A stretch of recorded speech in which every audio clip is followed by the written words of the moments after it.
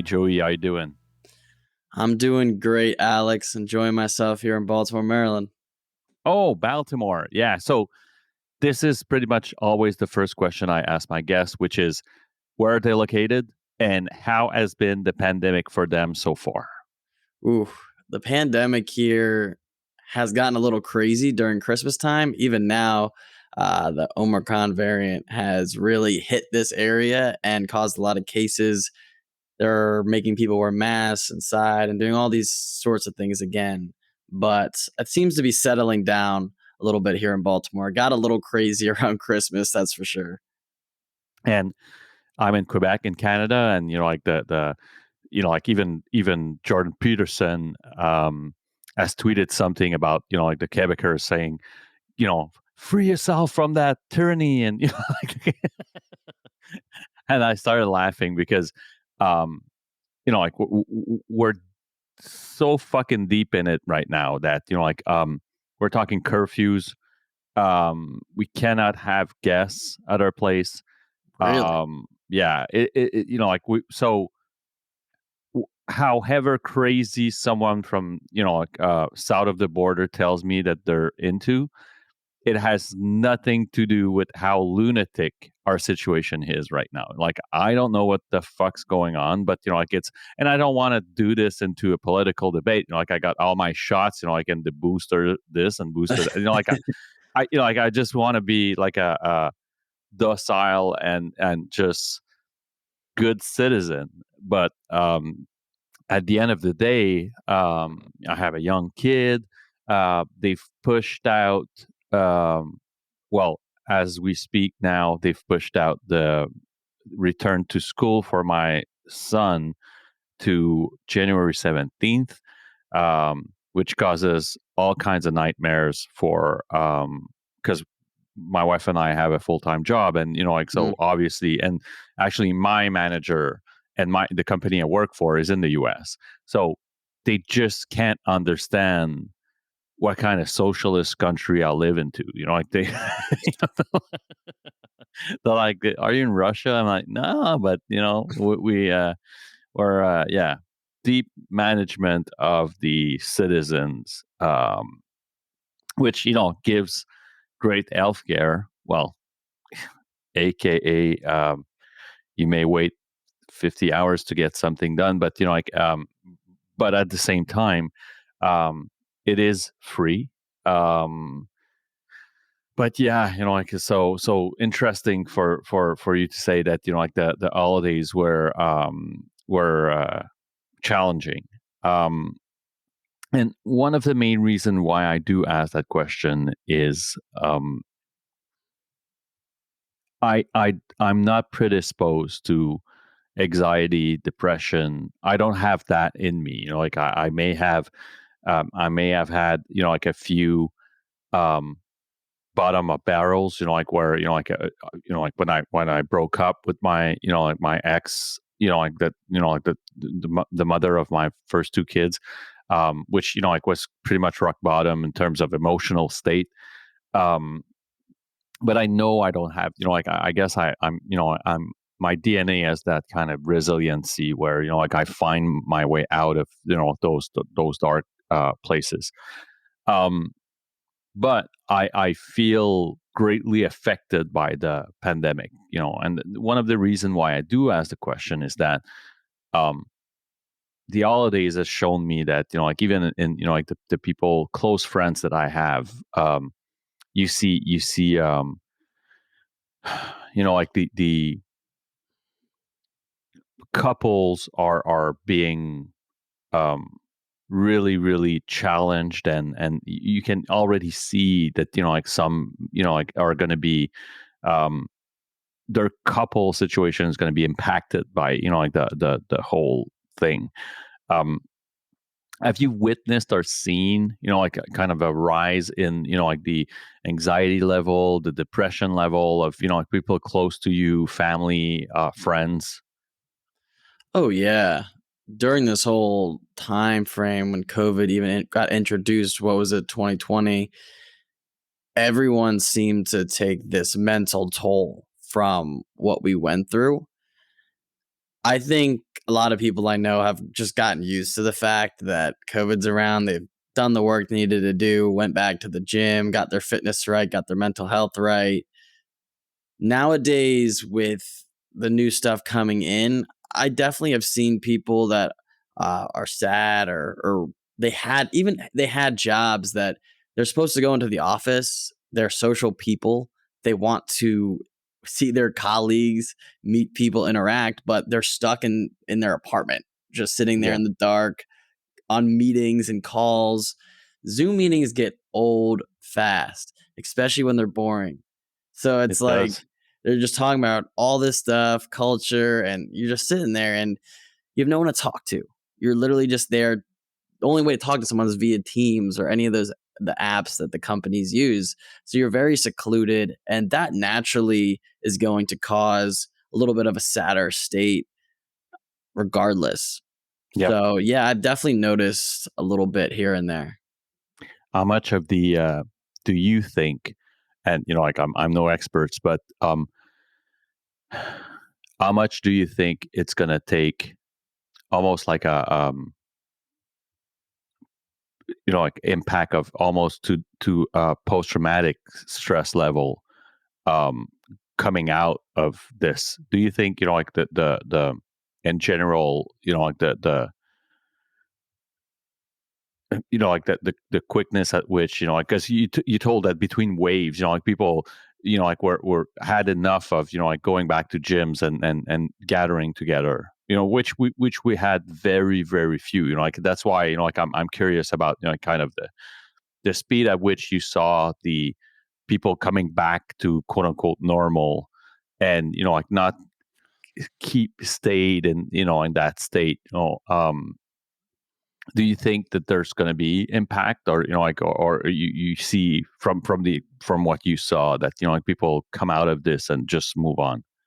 Oh, I think there'll be impact. It depends on the person, right? It's how you look at the situation. At the end of the day, you can sit here and say, like, this is happening, it sucks, and wallow and be a pity party, right? Or you can still get it done, find out, get some weights, get a bench press in your house, right? Yep. Make it happen, right? There's certain ways. And for people that are adaptable, they learn how to adapt when situations get tough and figure it out. Now, it's going to have effects regardless, but I think it's important for people to see, all right, these are the things I can't do anymore. How can I still do them? Maybe not in the exact same way, but so I can still keep that routine and do the things that I'm used to, so that when we do come out of this, you're better off. You're not in that state where you're depressed, or what we're talking about. You're struggling because of what we went through. Yeah. Yeah, like it's always on, like it's so weird because, like that podcast, I've asked that question for past 8 months, like I don't know why, but I didn't talk much, maybe the past 10, maybe the past year, let's say, if I push it, but I didn't have I didn't see the, like, why would I ask the question? Um, and the more I go, like, and like, actually, like here, the deeper we get into the situation, the more I do think about, like the people and how people are going to be able to overcome this when, like when if we do ever get back to fucking normal, to be honest. Like it's Yeah. you I don't know what's going to be the conclusion of that, like at the end of the day, Listen, all I have to say, and it's bold, but if you wait to overcome it till it's done, you're gonna be fucked. So yeah. you got to overcome it while it's happening. You're just gonna be screwed. Like Yeah, you're waiting for something that it's may gonna never come back. it may never come back. So don't wait. Do it now. Don't set yourself up for as much success as you can, no matter what situation you're in, because clearly it's different in Canada than it is here. Like we definitely have looser guidelines than you guys have right now. So do what you got to do. It's tough. I mean, we live where we live. We got to deal with what we got. Just make the most of your situation. Don't wait. That's not going to be good. Yeah. Thank you. Like it's like I like talking to people elsewhere, like the like the situation different, as you said, like the guidelines are different, and I guess the impact is different as well. Like it's just that at some point you ask yourself if like the authorities do wonder about that balance between like the mental health state and the physical state of people. Like where you get worried about like whatever friggin' variant that's out there, but at the same time, like you're just hurting more and more the state of mind of like your population. So, and then again, not a political statement here, just like a general kind of observation that I got, like from talking to all of my guests and that are everywhere in the States, for example. So um, back to regular programming, as they say. Joey, I do ask my guests every single episode to kind of rewind back their tape, like their life story tape, and bring it back to whatever you consider, but like in the earliest memory would be something of an impact that has changed you in your life. Yeah, maybe like in terms of my alcoholism, for example. Like it's pretty much a like on my mother's side family drinking a lot and having way too much fun. Um, like what would be that early memory of yours? Yeah, I grew up a normal kid in New Jersey, good family, had the opportunity just to go to school, elementary school, middle school. In that range, when I was 11 and a half going into 12, I went from one day playing in a soccer game and being the star of the soccer game. I love soccer. I was really good. I was on club teams. I had big hopes, and like when you're young, you have big hopes. I was good for my age to getting bit by a tick, getting Lyme's disease, struggling through that, but knowing that I'd heal. But the Lyme's and the weakness never seemed to go away. The doctor said, you don't have Lyme's anymore, so we don't know what's going on. Fast forward months and months from doctor to doctor, I was diagnosed with autoimmune disease called juvenile dermatomyositis. It affects the muscles and the skin. And she said it was triggered from the Lyme's. The Lyme's triggered this inside of me. I don't know how it works, but here I am with JDM at 12 years old. That disease that hit me changed my life forever because it changed my athletic career or where I wanted to go. It changed who I was, my personality, because I had to take steroids when I was 12 and a half. And for people that don't know, steroids stunt growth. So when you're going into puberty, you take steroids, it's going to stunt your growth. I'm supposed to be 5'11". I'm 5'5" right now, which is fine. It's not the shortest I could do at that, right? But I was like 4'8" at that time, and I was scared. I was like, "Am I ever going to grow?" She's Wow. telling me my growth's gonna be stunted. I already got made fun of in school for being short. I was waiting for that growth spurt to be like, "I'm not short anymore. All right, don't be bullying me about that." Then my biggest nightmare came back of, oh, you're not going to grow anymore because you have to take these steroids because of this disease. And on top of that, you're going to feel weak all the time. So that was the starting point for me, that point that I look back to where that struggle and adversity really started. What are what are the symptoms of like of that sickness that like you Yeah. yeah. So the main thing is your muscles get really weak. So your muscles get so inflamed that they just overwork themselves and you just become super weak all the time. It literally just feels like you're super lethargic, but I got to the point where I could barely walk. It was so scary to have my life flipped upside down. I was the fastest kid on the soccer field. Next thing I know, I can barely walk. I can barely bend down to pick anything up. Another thing is you get skin rashes. I didn't get that as bad. One of the craziest things that happens with JDM, and this is how I knew like I really had this because it's super unique to it. I got these calcinosises, which is a fancy term for like rocks, but these rocks grow inside it on your muscles.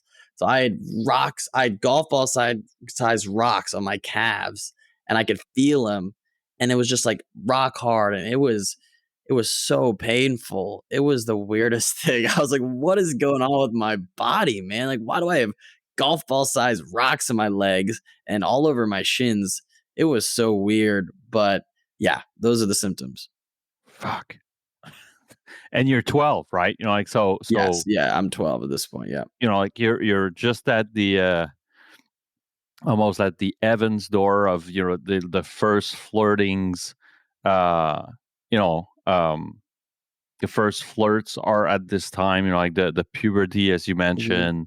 Um, High school begins, like pretty much at that time, like where, like you're pretty much at, like I said, like you're at Evans door of the ladies, like where, like, and this happens. Oh, needless to say, I wasn't attracting any ladies.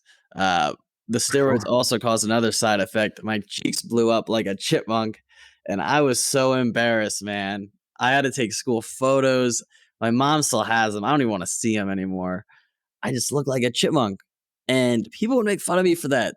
That shit was brutal, man. That shit was brutal to a kid that's that young that already got bullied for being short. It kind of felt like an outcast to begin with. You're putting the icing on top of the cake for me at this point, calling me a chipmunk. I'm embarrassed to take a school photo. People are having to look at this in their yearbooks when they turn to it, so they can go whenever year and go back. Look, that's Joey with the chipmunk cheeks. So now I laugh about it. It's not a big deal now. The cheeks For have sure. obviously come down. Uh They've come down a little bit since then. Yeah, so that it was really rough at that age. Going into high school, I was so excited for that, and it wasn't the way I expected it to go. What is the prognosis in terms of recovery when, like when they finally freaking find out what it is? They found out my doctor told me that I would have this for the rest of my life. I still do. I can feel the weakness from time to time, but it's not the way it was, but that's now. I'm 26. So they said, "You're going to have this for the rest of your life. You're not going to be able to go to the gym and lift. You're always going to be weak. And you're always going to have to take, at that point, 20 pills during the day and 20 pills at night." All sorts of bullshit that definitely fucked my body up more than it should, right? It's just all this drugs and stuff that made me feel like shit. But yeah, that was what I had. And there was no timetable for me to get better. There's no hope. When I went into the office, it was always like I was being babied, like, this is just how it is. This is so unfortunate, but we're gonna be positive and like do this. There's never like, oh, you're gonna get taller or whatever. Like I remember, I think I had like at 12, my bone scans were like that of like an older person. I forget, but like it was another reason why I wouldn't grow more. It was so weird. I was like, what is going on? Like I was just playing soccer and scoring on kids right there. And it just is a testament to how quickly life can change. I've seen that with people that I've interviewed and talked to too. It's just it can change in a snap. How, so what kind of kid do you become and how do you go through your teens with this shit, kind of, like, pulling a shadow over you? Dude, people will never understand. Even my friends from back then, when they hear, I've told this story a couple of times of like they don't understand because I faked it really well. I had some friends and I made it work, but I was so fucked up, man. Like, and I didn't even realize how fucked up I was until I looked back at myself when I was older. I made this protective shell of myself. I stopped making friends. I stopped putting myself out there and taking risks and doing things that were like a teenager should be doing, right? With ladies. I wasn't talking. I was afraid because I would get made fun of.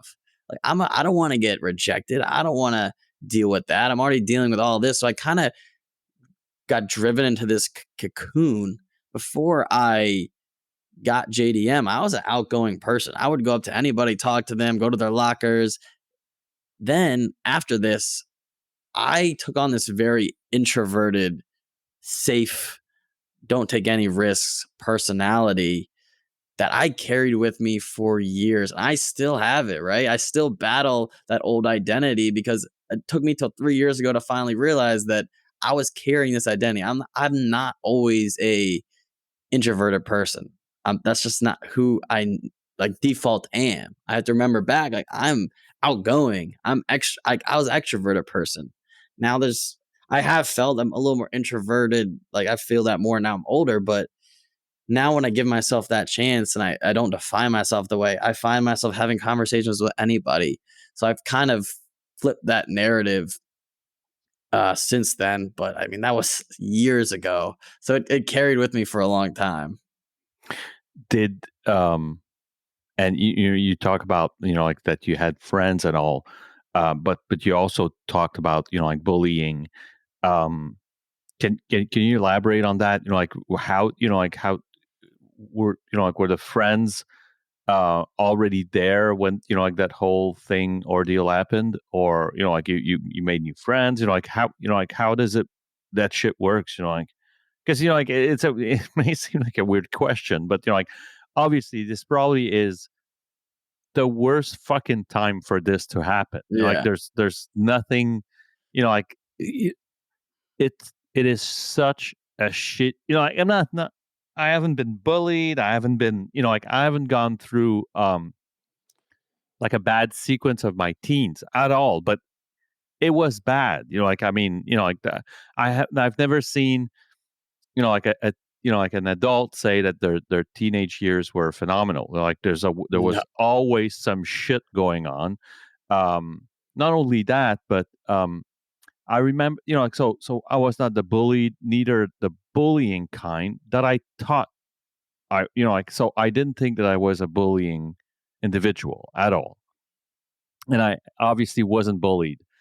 I like I was, like my parents had like a house in the country, and we organized the after prom, and like so I was like not the most popular kid, but like I was part of the people that were popular. So Yeah. obviously there were 200 people on my, like on on my father's land, and my father freaked out and the whole thing. But all that to say that a few years later, someone opened a Facebook page on my high school, and so like you kind of surprise yourself looking at the page and flipping through some of the, like the people joining in, and um, saw like a few people that, like I recognized. Um, and I'm not too sure how it happened, but someone wrote something like, "What's your best memories from, like that, like those years?" And so obviously, like like it was all flowers and, like some unicorns and shit like that. Like what, like probably, like some of the, the jocks and whatever. But at some point, and like a man that I recognize, like so we most probably were kind of in parallel, like going through the same years, and like come, like either in the same class or not, but like if so I know who this guy is, and his response was in such violent terms that I was like, oh shit, that guy, like so this high school episode was actually a nightmare. um while like and so I had to actually sit and I kind of think back and ask myself, like, did I laugh? Like at this kid, like did I, like was I part of the people that he was describing in like in that thing? Um, and I obviously know some people that probably, like didn't share on that page, but like I like reading him, I know that some people it was worse. Um, and so I'm guessing that it was, like a really bad experiment, and like a very, very bad experience. Um, how like I mean, just tell me more about this. Like how was it?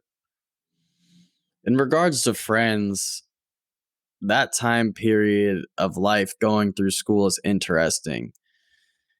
A lot of my friends were people that laughed at me too, right? they were people that laughed at me, and we all laughed at each other. But then as guys do, we laugh at each other, we make fun of each other, we bust each other's balls. That's what we do. But it got to the point where it got personal. It got to be too much. And that's when I started really not trusting anybody because I had all these friends. And since then, a lot of them have apologized, right? And it's like, that was wrong. And that's cool, but it still fucked me up. So that time period was tough with friends. I really isolated myself. I remember going through high school. It was tough in the beginning. And then I made my friend, was friends with my friend Connor, who he knew about everything, and he was my best friend. Like we did everything, and I really just stuck by his side, right? He stuck by mine, and we just did our thing. I really had one close friend when I'm surrounded by thousands Yep. of people that I do know, right? I knew everybody, but I was not popular. And I still feel like that to this day. I feel like I don't get the recognition from anybody but my close friends and my family, and that's okay. It drives me. Uh, but yeah, it was tough, and now I have tons of awesome people, awesome friends. Times have changed since then, but going through school, middle school, high school, it's a war. It's a war zone in there. It It really is. is. It is. Did you develop any you know, depression, anxiety, like fear of people, fear Oh of yeah. crowds? Oh yeah. Um, Fear of yeah. rejection. That introverted. I carried a social anxiety with me forever, forever. And even through college, I was always wondering why I was so scared to go talk to that girl that I liked. I know it's not a big deal, but I was terrified. It all linked back to that. It all linked back to that It's so identity. funny. It is. So fun. You just said that, and like you mentioned approaching a lady, and one of my best buddy was actually a kid called Eric, and he left for kind of the countryside between like when we were both 14, and then we found each other like at 18. And this guy had the confidence of a fucking bull. Like it was just, I don't know how he did it, but like just to get back to what you said, um, my friend Eric would say, "What's the worst that can happen if you approach her? She's gonna say no." And I said, "You know what? The worst that could happen? She's gonna say no." It was kind of the same sentence, Yeah. but the impact that it would have on me, well, would just I wouldn't go. Like I wouldn't be able to go at all. It's like this force, right? It pulls you away, and it's so weird. It's like, why can't I do this? It's like stepping. It's not as dramatic, but like when you're on the edge of a cliff and you step backwards because you don't want to fall. Yep, It's that feeling, just a little less because that's a little more scary. absolutely. Uh, I've learned throughout time, like now through what I have to do now, because I still struggle with it, is I just have to stand there and just say things like that and go. And every time I go and do it, you realize that, dude, nothing really fucking matters. Like it doesn't matter what you do. If she rejects you, life moves on. It doesn't matter. Like things in the moment seem so scary until you do them, and then you're like, oh, that's done. Yeah, Good or bad. If something good happens, fuck yeah, dude. If not, then it doesn't. That scary presentation, that work meeting, that all these things you get anxiety and rustled up about, nothing bad happens. But I still find myself getting back into that same feeling, even though I know that. It's like that habitual cycle of just like who I was or who my subconscious thinks I still am or the story I'm holding on to. It takes work, and it that's a whole nother thing, overcoming social anxiety. But usually there's a link to why like you feel that way and why it's hard from your past. And for me it was that situation through school, not trusting people, getting rejected, but also just having girls laugh at me in the hallway. Like that's embarrassing. yeah, absolutely. I have to ask about siblings, if there are any, and the parents. Um, I have two parents, they're divorced, and I have a sister who's 6 years older than me. Yeah. how were they through that? like, I mean, in terms of the support and, like, even most probably being worried about you, like, how, like, how was that situation? My mom was the best. She took me to every doctor's appointment, helped me out so damn much. She is the best. She still is the best.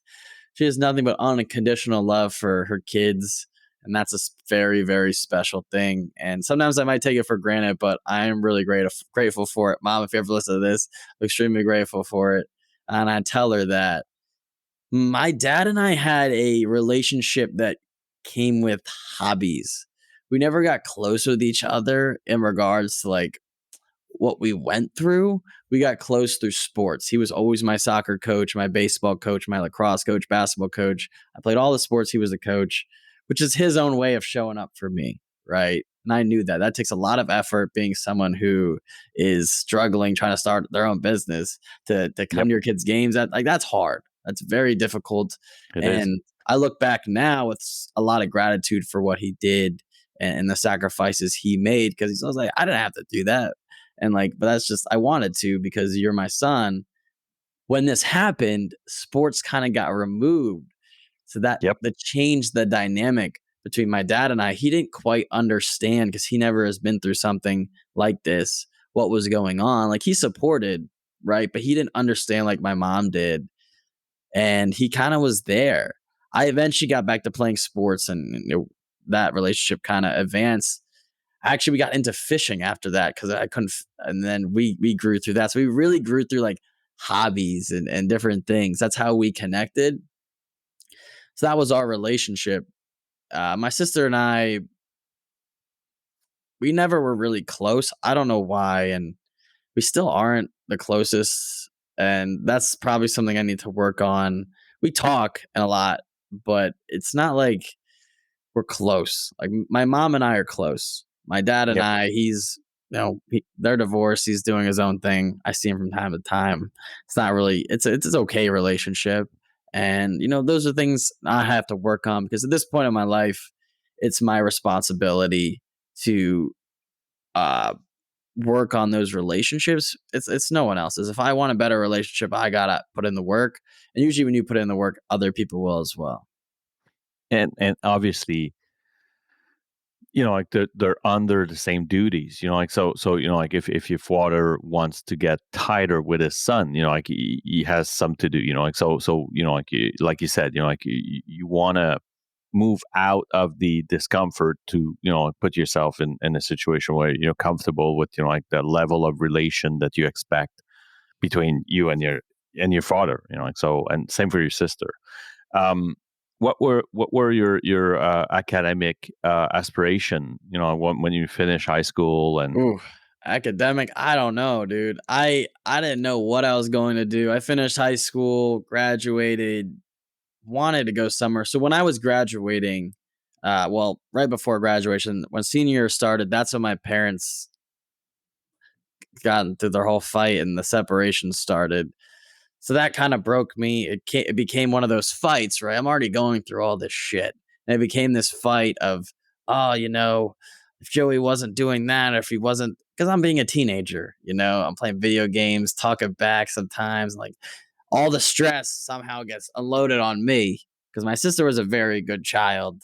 She didn't really do much. And I was more of the rebel, shall I yep, say. I got it all unloaded on me. So then I'm here like, what the fuck? Like, I love my dad. I love my mom. I don't know what to do. Why are they saying this? Why is she crying? Why is he angry? Whose stories do I believe? Because everyone has two sides to the stories. So I'm in a giant clusterfuck. And then I'm in my senior year. I'm graduating. I said, I got to get the F out of this place. I got to go to college. And you know what? Like, that's a great thing to get out of there, but I'm still so messed up. Like, I'm not fixing any of these problems I'm going through. I'm just going to college. So I went to Towson University here in Maryland. It's right near Baltimore. It was actually the first school I got into. I didn't get into Delaware or Miami. Probably a good thing I didn't get in Miami.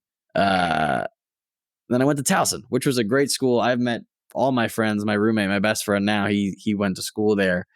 But when I got there, I was fucked up. I just started drinking, smoking weed, doing all these things.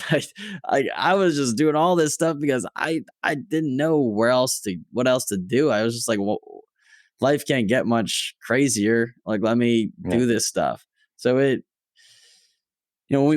feel like a lot of kids head into school with issues. Like they head into school with stuff because you're so young, and that environment ramps up real fast. So yeah, that that's where it started. It does. Not only that, like as we talked about the fact that it's the worst time of our lives, like in terms of, um, like it's a gross time. Like everyone trying to find their identity. In the meantime, adults are asking us, "What are you going to do for the rest of your life?" That by the way, you're like, "What the fuck?" Like I don't even know who I am. Like I don't even know where I am and And what you're I not am. doing that work in college. When you're in college, if you're doing that self identity work in college, bravo, you are a next level. In college, you're drinking and you're going to class, and if you're a guy, you're hitting on girls. Like your girl, you're focused on guys. Like you're not focused on self identity. You're who you are in the moment, and you're living that. Yeah. So it's you. I didn't do that work till I graduated, but if anyone's doing that in college, wow, that's impressive. Yeah, adds off. Like I remember, like even in high school, being asked, "So, what do you want to do with your life?" I'm like, what? Like I skateboard and I can drink. Like like I would hide, like to drink and shit like that, and like girls were just like getting their, like their first curves, and I would be freaking out, like just like and in the meantime, some teacher asked me, like, "Can you fill that grid here? And you're gonna be an astronaut." Like, what the fuck are you talking about? Yeah, it's a wild time. School, I hate to preface this for people in school, but it doesn't teach you jack shit. Like school teaches you basics. If you're a doctor or any going for that, yes, it does. Like that, Yes. they definitely do. But if you're going for business, dude, you don't learn about business so you get into business. You don't learn about anything. And when you're that young, you don't know what you're going to do. I am never going to look at my kid and be like, "What do you?" I'll ask him like, "What do you aspire to be? What's your dreams?" Never like, "What are you going to do with your life?" That's a stressful question, and hell, I didn't even know when I graduated for a long time. Like I finally have got my footing of like where I want to go, and some aspirations. It takes time because you don't know where you want to go if you don't know who you are.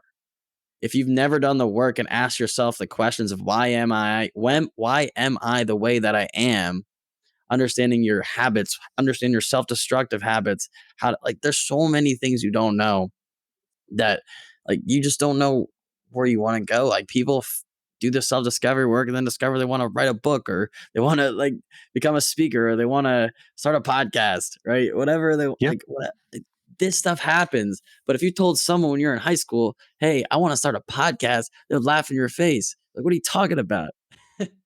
Not only that, like it's like it's the people should ask, like teenagers should ask themselves kind of the corny magazine questionnaire, like what do you like?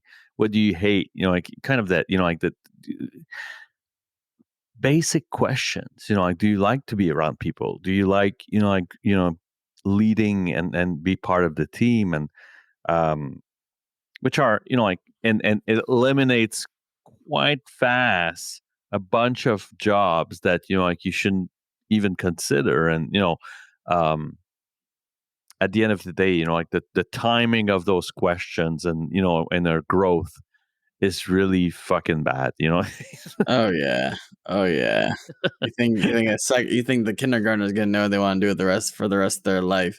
I think I wrote astronaut. I could give a fuck about being Yeah. an astronaut. Like it never line. I mean, it might line. It definitely lines up for some people. I mean, obviously the odds, but it's really tough to be asked those questions so young. That self discovery comes, and frankly, I don't think you gotta work on yourself before you even know like what those things you like are. Like I never thought I was a leader, man. If you asked me that 2, 3 years ago, I would have said, dude, no. But now I do feel like I'm a leader.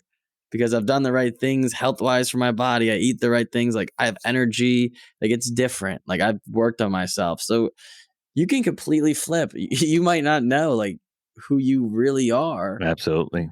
You might not know. And that's why it's powerful to do. And I always tell my friends there's so much anxiety that comes up thinking about that because it's like, who am I? Why am I here? What's my purpose? Like so much anxiety because like you don't know, but you have to start slowly asking those questions and start unraveling those things. And it's not like it just pops. Like it takes time and conscious effort and self-awareness that you can't get if you're going out to the bar every second and getting drunk. Yep. And I mean, it's tough because I know a lot of people are never going to get it. They're never going to figure it out, and they're going to carry their shit with them all the way until they die. So Absolutely. that's why it's important we do stuff like this so people can listen and maybe it changes one person's life to look at it differently, and that's meaningful. Yeah, just like part of a reality check, like that, like we like I am of this opinion that like it's a bit early, and I'm not talking about like spending like until your 30s, like with in your mom's basement. That's not what I'm saying. Like I think there's a difference between like the two. Like take action and do shit. Work for God's sake. Like just that. Like I was a cashier of a fucking drugstore. Like and I was a cashier in a sports athletic store, and whatever I did, like not even it wasn't a cashier, but it like a kind of a sales consultant where like I'm not wasn't even less than a sport fan or sport um, guy. Like I didn't do any sports. Um, I did telemarketing and all that kind of shit. Um, all that to say that like it builds your character. Like doing these things and like interacting with people builds your character and asking yourselves the question. Like it. Like you need to ask yourself those questions. What is the like what is the outcome of like that college period for you? Like how like how do you go out? How do you get out of, when I say get out, not like if you wanted to run away, but like how do you, what is your professional aspiration then? I don't know. I had no idea at that point. My dad owned his own business growing up, so all I knew was, well, maybe I'll go work for the business. I don't know. It was a labeling company in New Jersey, small business. Uh, he worked his ass off to get there. Like I said, he came to all my games, did all these things. Um, Shit still got fucked up in our family though, and it taught me a lot of things about, we didn't never had like no money. So it taught me things about money and like that shit don't help you if you're fucked up. Like if things get messed up in your family at all, it all just crumbles, right? And for me, it's hard. It's hard for me to explain what I aspire to be because I didn't know, man. I went there and I worked after school for a little bit for my dad. And dude, I was miserable. I had no drive. I didn't get anything done. I was like, I can't be like this. I know I'm better than this. I know I'm more than this. I literally just moved back down here like 2 years ago and just got a job out of nowhere doing sales development. But I knew I could do, since I started a podcast during that time, I knew that I could do digital marketing work. I just never done it before. So I took a leap, got an interview, and he said that I could do. They didn't have any marketing department at a $50 million company. It was so weird.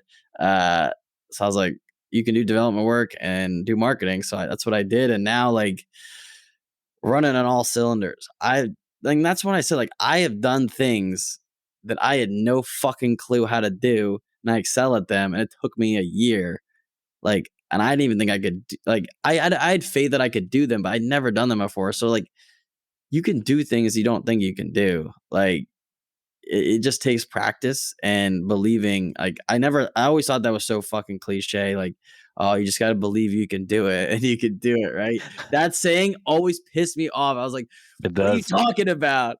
It What are you does. talking about? But it is fucking true.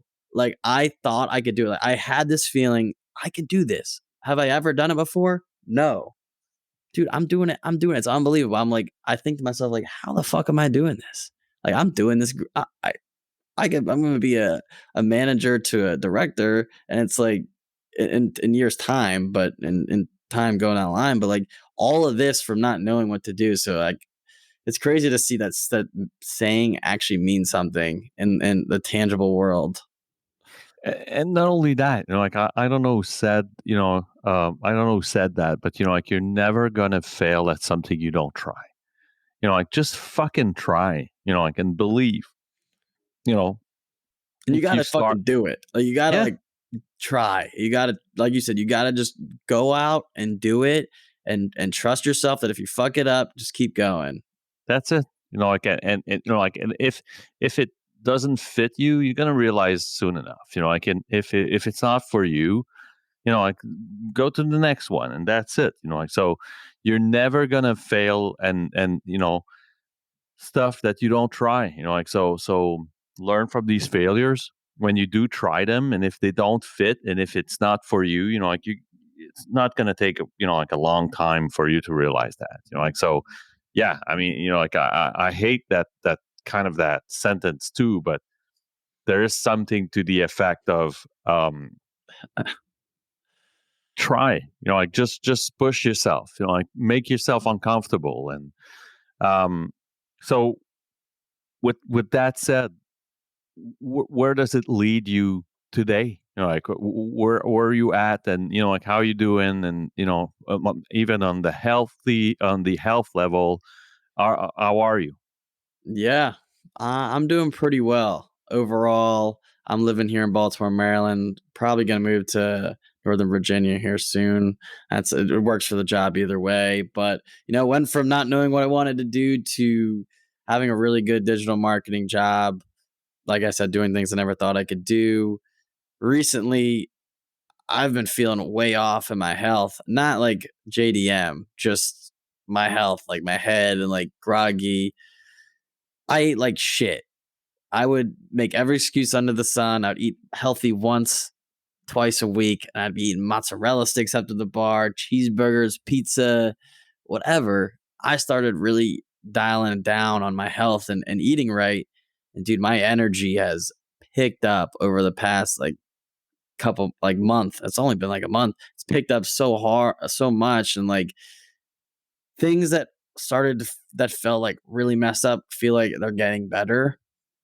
So it's important, like your health, what you put in your body, man, is so important. I'm finally realizing that, along with sleep. Those are two things that I'm really working on right now because I, after reading all the science and everything behind it, it's very important. It's very important. It's not a joke, right? The sleep is when your body repairs itself. It's when you Yep. heal. That is when you heal. Like, think about being in like a healing chamber, like you see in movies. It's not real, but when you're sleeping, your body is repairing because you're not exerting all this energy. You're resting, and that's Yep. when you're healing. And if you have a bunch of shit in your body, it's like dropping bombs all over the place. Like, it's impossible to fix it. So give yourself the right nutrients, water, all those things. But overall, I'm doing well. I got a long way to go on this journey to health. The JDM, I don't really feel anymore, so that's good. But things come on in life. The next thing, the next health thing, the next thing you go through. We're always dealing with stuff. So it's definitely a work in progress for me. You talked about the podcast. What is the podcast about, and what is the name of the podcast? Yeah, so I'm a co-host along with Avery Chatman, my buddy I met on Twitter. It's called the MindShape Podcast, like MindShape. We bring people on from all around the world. Could be from right down the street. I've had friends on. I've had people on from Indonesia, Romania, and we bring them on to share their stories. We focus on difficult stories that people have gone through, traumatic events. We've had people that have been in school shootings, been in house fires, uh, And then we go into things from like people losing a lot of weight or people losing a loved one, right? It's very, we talk about all sorts of different types of stories. You know, I share my story. It's the reason why I wanted to start a podcast like that to begin with, because of the trauma I went through. I wanted to give people a place to share their stories because it helped me when I did at a point in my life. So I want to do that. Avery Chatman, he's from Michigan. I met him on Twitter. He was on the same idea. He was same idea wise for me. So I brought him on. We got together and we've been making this podcast for 2.5 years now. Seen a lot of success, had a lot of guests on, gained a lot of perspective for ourselves and for people. So yeah, check it out if you're into stories and people overcoming difficult stuff. One thing that we make sure we do, and man, it's one of those things that some people don't like. We get these messages sometimes of people that get angry. We make sure that if our guest wants to go deep, we allow them to go as deep as possible into these stories, and sometimes they get dark, right? What I always have said is real life, that's real fucking life. We It should not is. censor what happens in real fucking life. We need the people to share the stories. There's all these censored shit online. Don't censor your stories. Say what really happened to you. Right? That's what really helps somebody, because this is real life. This really fucking happens. It And needs you to know, be like said. it's an indecency to think, uh, even think about censoring that. You know, like Yeah. especially when it's Crazy. someone's experience and life experience. You know, like why the fuck would I tell someone before? You know, like some. You know, like even in pre-recording discussion, people always like, you know, like, is there stuff I'm not allowed to go? Is there, you know, like, is there places I'm not allowed to go? I'm like, fuck no. You know, like, and I'm not, you know, like, I'm not the, you know, like, I don't want to clickbait. You know, like, first of all, you know, like you know, like, my, and I'm guessing yours as well, but, you know, like my podcast, well, in terms of the origin, you know, like, I'm a fucking alcoholic, you know, like, so I had to keep in mind always the humility of like just putting the first name as the episode title. I don't want to put too much fame into some of the individuals that here in my, you know, like in my region, um, are either public, you know, like public personalities and so on and so forth. So I always keep the first name just for the sake of both the humility and the, you know, like kind of the anonymity of it. Um, and so there's never an occasion where, you know, like I do clickbait, but, you know, like the last thing I want is to feel that someone that um, kind of kept themselves from saying their truth. Um, and I love what I hear when I hear you tell about this. You know, like you know, that's the definitely the beauty of what a podcast recording is. However raw you can have it all out, you know, like put it out like that, you know, like so.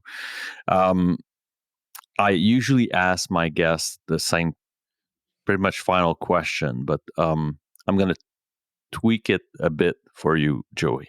I Okay. usually ask my guests, what is your typical best healthy sobriety diet? You know, like both in terms of physical, spiritual, mental. Um, what for you, Joey, is your ideal?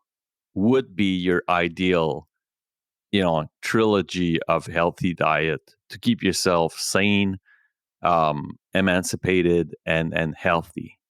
Ooh, that's interesting because I'm still work in progress on what that would be for I know. myself. That's why I'm That's the asking. cool You know, thing. like No, yeah, let's go through it. Let's go because through it. you told me Yeah. about the sleepless nights and eating shit, Oh, so that's I'm that's so guessing. important. Ideally, I'd be someone who gets on the rotation of sleeping regularly, drinking the right amount of water. I'm working on that too. It's hard to do everything at once. It's overwhelming to I remember know. it all. But gets 8 hours of sleep, 7, 8 hours of sleep a night. You don't need more. There's something called oversleeping, which is bad too. So you get the right amount of sleep. You sleep through the whole night because waking up might seem like you're getting bonus sleep, but you ain't. Um, you're not getting anything. I would say eating, that's something I'm really figuring out. I'm not sure the perfect diet for myself. I'm mixing and matching foods to see what makes me feel off, because I kind of suffer from like vertigo and like inflammation in my head, because I got to get off balance. So some things trigger that. Some foods trigger that more than not. So I'm trying to figure out those things. Recently, I've just been eating, a lot of greens, a lot of veggies, wild caught fish. Like I love salmon, and just rice. Like keep it simple, right? I don't put any like sauce on it. Tastes fine to me. Uh, but like when I mean like spaghetti and anything with like gluten and stuff, I feel like shit. So I like cut that gluten out, and diets are for they all change for people, but for me, gluten and those things are sensitive. And if you are sensitive to foods, recording them and putting them in a diary is important. Know like what triggers you to feel good or not, right? You want to feel good. That's the Yep. optimal thing. The trilogy is for me to feel clear headed, to have great energy, to show up as my best self, which I have seen happen when I do the right things. So it's possible. And it's possible for everybody if you do the right things. How do you So maintain that spirit, Joey? Because we only talked about one third of the old thrill, like the old Trinity. Like so, there's mental, spiritual, and physical. We went through your physical and a bit of the mental, right? With the sleep. mental aspect for me is the most important thing I found is your relationship with yourself. And people always say, again, another cliche thing, you have to love yourself. Annoying, right? Because what does that mean? Loving yourself means you stick to the promises you make to yourself. It means you take care of yourself as you're taking care of somebody who's sick, right? You're taking care of yourself in the proper way. And that comes with the physical aspect. That also comes with the mental aspect. You're meditating, you're reading, you're learning, you're doing things, you're spending less screen time. Like you're not staring at a screen before bed. Like you're making sure your mental's right. Whether you have to take a break from social media, whatever it may be, mentally, I think for me, it's reminding myself and going throughout the day of sticking, and that's a physical action, but sticking to what I say I'm going to do. If I have a craving to eat a piece of chocolate, and we all get that, to consciously be aware of it, not just unconsciously go get it, be like, you know what? I'm not going to do that because I'm not going to be that type of person anymore. I am a person that eats healthy, right? Changing my identity and attaching myself to the best version of myself mentally through what I say to myself, like that congruence between action and thought, has helped me a lot. And then spiritually, um, I'm faithful. I'm Christian, so I pray. I've never read the Bible. I growing up, I kind of went to church and stopped going to church, and then just kind of lived my life. Went to college, kind of got lost in the sauce, as they say. Came back, gathered my faith. I'm starting to read the Bible. I read the Bible every night, like just two passages, and then I go to bed. But it helps me get in tune with my faith. If you don't believe in anything, you believe in a higher power, the universe, whatever it is, or if you don't, follow that. Have some spiritual guidance, because guys, like this world is so fucking big and crazy. Like there's got to be somewhat more to it than just this. Like it's crazy how complex this place is when you get down to the nitty gritty. This place is complex. Like from our it's not really on time, from our immune system, for how this shit works inside of us. It is crazy. This It is is. designed by someone who knew more than any of us, right? There's definitely some architect behind Yeah, this, and something, there's something. It's something, crazy. like I say architect when, and I know people are just trying to imagine someone, but I'm not. That's not what I'm talking about. I'm talking about like um, and I was about to say that like having kids has flipped the script for me. Um, you know, um, like the lady I love and jizz makes this fuck Yeah, off. Like there's yeah. something much bigger than me behind this whole Oh, thing. yeah. Like having a kid, um, like the day that they're born, having a kid be put on you, and like you hear the congratulations and all, and you look at this thing and you're like, okay, like I either believe in magic or I believe in something bigger than me. Like Oh, yeah. yeah, I have like two choices, like, and if I do believe in magic, I'm a fucking lunatic. And like the other thing is, like I'm gonna stay sane and just believe that there's definitely something much, like the higher power is probably the best expression of it. Like just Yeah. something bigger. That's it. Like, and there's no, it's not a religion talk. It really is a spiritual conversation. Yep. Um, Joey, thanks a lot for your time. It was like it was a great discussion. Like I love the fact that like you've expanded kind of your horizon and made yourself a better person out of these experiences. In terms of where people can find you, like all of the links that you're going to provide me are going to be put down in the description of the Mhm. episode, so people can find you in many different ways. And I encourage our listeners to go to these places to reach out to you. And yeah, it was I'm thankful that you accepted to be part of that. And really thank you for your time. Alex, thank you. I had a lot of fun sharing my story, just having a natural conversation. It felt right. So thank you for asking thoughtful questions, being interested in my story, and having me on. Thanks, take care, bye.